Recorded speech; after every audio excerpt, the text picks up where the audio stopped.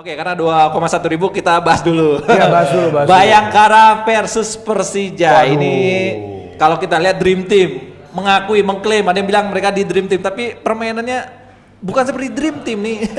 Ini nih gimana ya? Apalagi Persija baru mencetak 1 gol gitu kan, melawan Borneo juga kebobolan kan, Persija 3 gol kan?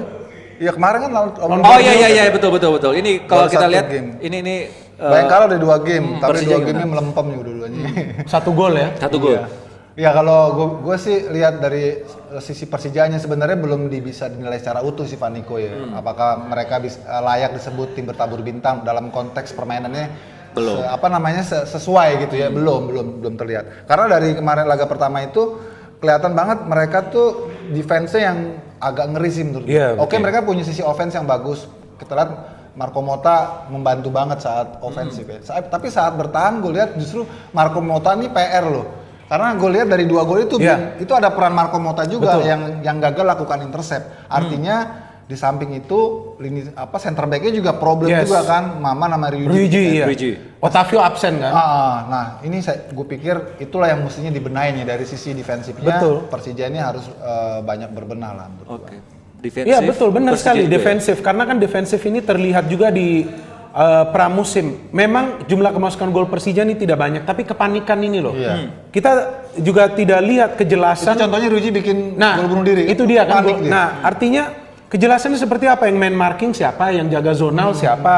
Kapan-kapan mereka clash, ada ball watching, cuman melihat bola. Kemudian Motta memang benar bro. Artinya pemain ini kan juga ketika dia bermain di Juve, salah satu yang dilihat kekurangannya adalah untuk melakukan tackling ataupun intercept karena dia memang lebih terfokus pada membantu serangan.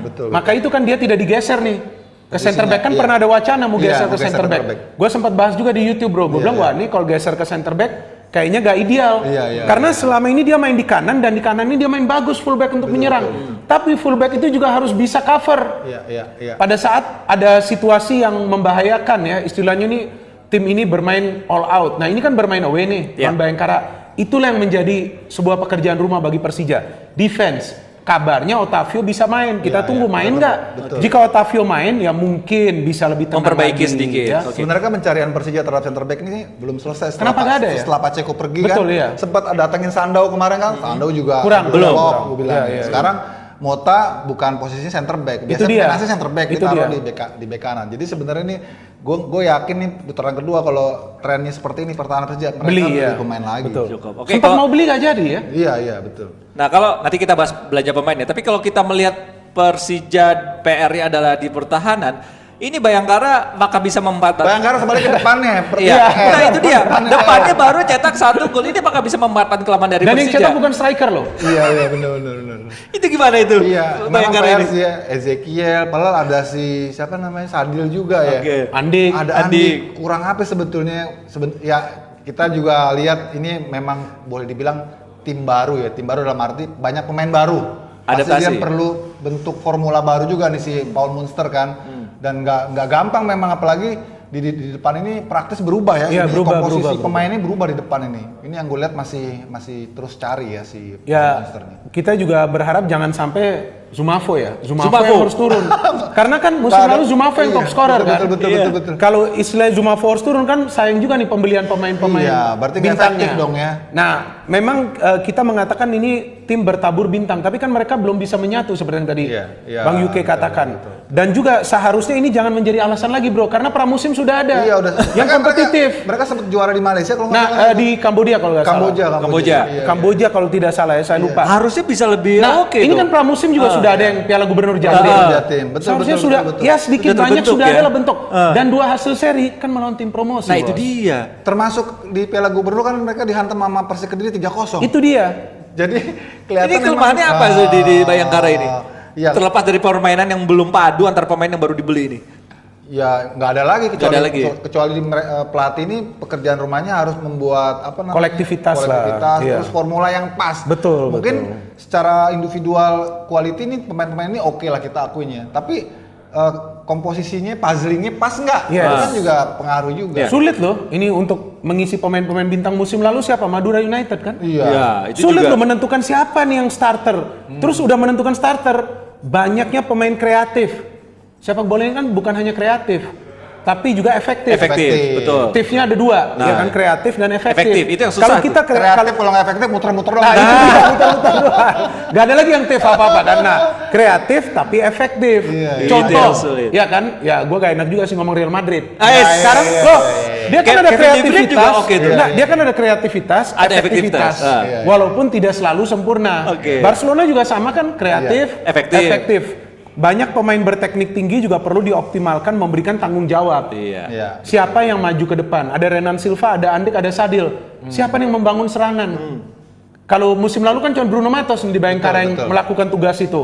Sehingga Bayangkara menjadi menakutkan menjelang musim berakhir dia tidak kalah loh berapa match. Iya, benar. Lumayan panjang.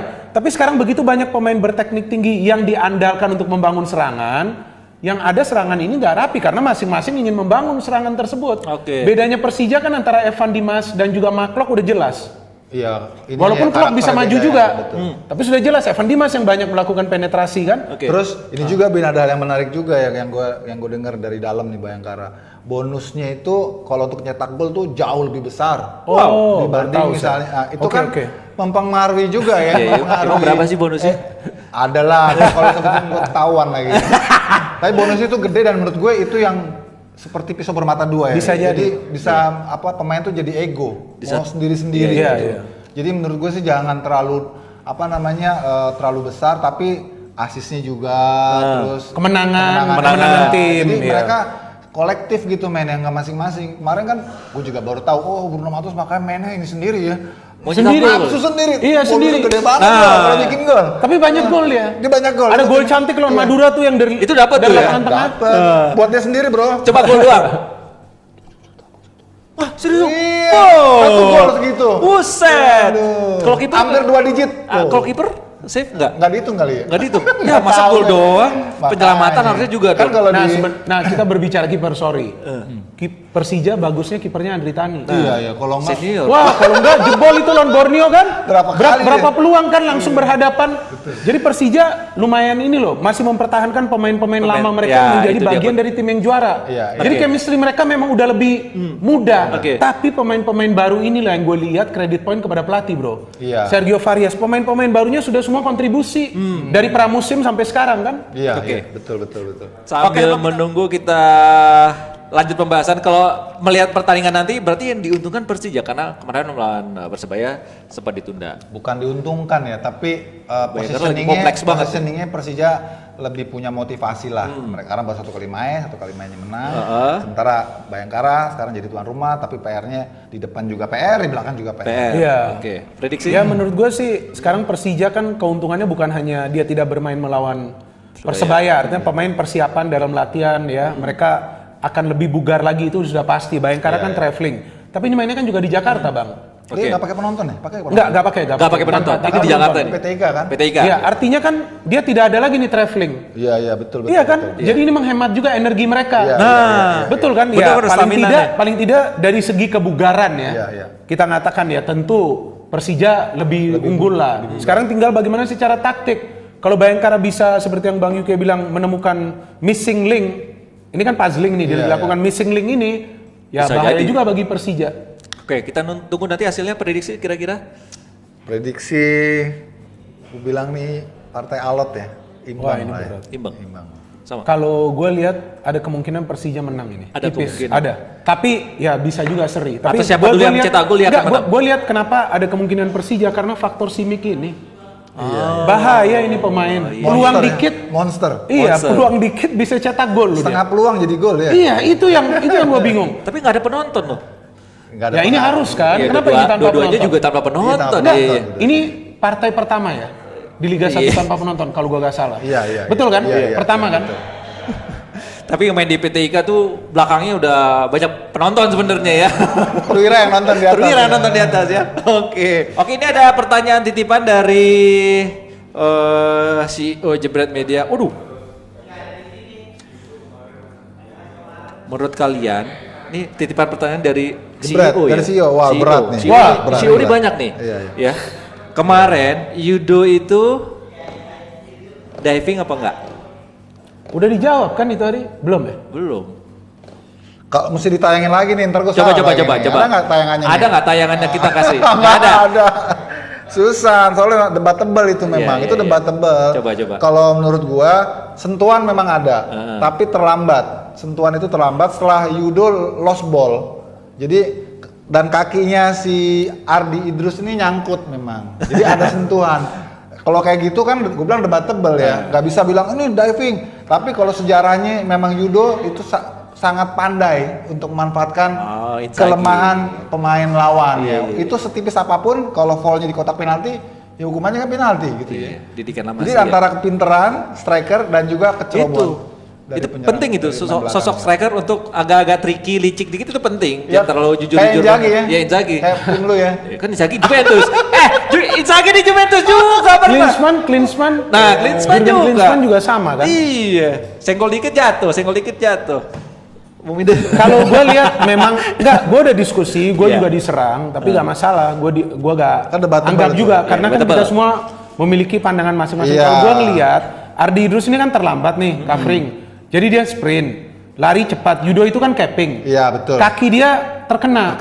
Kakinya Yudo sedikit saja itu sentuhan, tak Balance-nya tiba-tiba. hilang. Tipis Ini aja. bunyinya begini nih, tak tuh ya. Tuh, bunyi begini. Ya dia terjatuh. Apakah dia terjatuhnya itu terlihat begitu mudah terjatuh? Padahal itu kan bukan tackling yang Keras. berbahaya atau Iya. keras. Tapi wasit kan melihatnya textbook. Iya. Lu ada kontak di dalam, kontak. walaupun minimal pemain juga. Tadi gue bilang kan pinter kan. Pintar. Iya, Pemain pinter. ini juga pintar. Ya udah, gua kena dikit gua jatuh. Ya udah. Tapi wasit melihatnya penalti. Tapi sebelumnya juga kan yang Castillon yang lewat gitu Iya, kepada iya. Malvino itu Iya. juga kan juga body charge biasa. Iya, iya, iya. Tapi dilihat ada gerakan menutup Iya, iya. dari Malvino, itu juga dianggap Foul. lu menghalangi, obstruction, juga foul. Jadi wasit dalam game itu kalau gue lihat ya dia konsisten. Konsisten. Udah di Textbook. sana ini ya textbook aja. Kita bikin di sana di sini. Tapi kan namanya pelatih online kita kan banyak. Ya udah, terserah aja. Gua Karena diserang, pelatih online ini nggak nggak apa-apa. objektif pasti karena dia supporter si A, supporter si B Nah, kan. itu dia. Itu dia menjadi objek. Kalau pandit susah. online banyak juga. Ya kacau kan.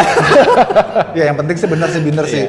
Debatable. Wasitnya harus konsisten. Iya. Kalau dia memang tipis-tipis pesentuhan di call, berarti yang berikutnya juga harusnya sama ya. Iya, sama. Iya, Jangan iya. berat sebelah. Jangan Tapi berat memang ada obstruction, Iya. ada juga kontak. Ya, itu kan textbook. Ya dia harus Mengikuti. Jadi saya kira kalau untuk hal-hal begini janganlah kita berbicara VAR. Kalau menurut gua enggak juga, Iya, jangan iya, juga. iya. Dikit-dikit Kalau gua VAR. melihat VAR ini penting apa? Goal line itu paling penting dari semua tuh, goal line. VAR offside, Iya, offside. Goal line offside. Dan pelanggaran yang 50-50. Iya. Udah itu aja. Tapi kalau yang udah kelihatan ada kontak ya udah, namanya pemain pintar kan. Iya. Dia mau mencari kesempatan, ya itu pemain-pemain di luar juga begitu kan. Tapi emang VAR kacau juga, Bin. Itu yang gua bilang. Offset cuma 5 mili aja. Nah, Bang, lu tahu gak? Mungkin Gila. cuman berapa aja itu si Aguero lawan Iya, MU. iya. Garisnya juga paling begini atau nggak begini. Itu sakitnya bukan di sini lagi, udah langsung ke dalam itu. Harusnya direvisi 1 meter ke. Cuma berapa mili rambut.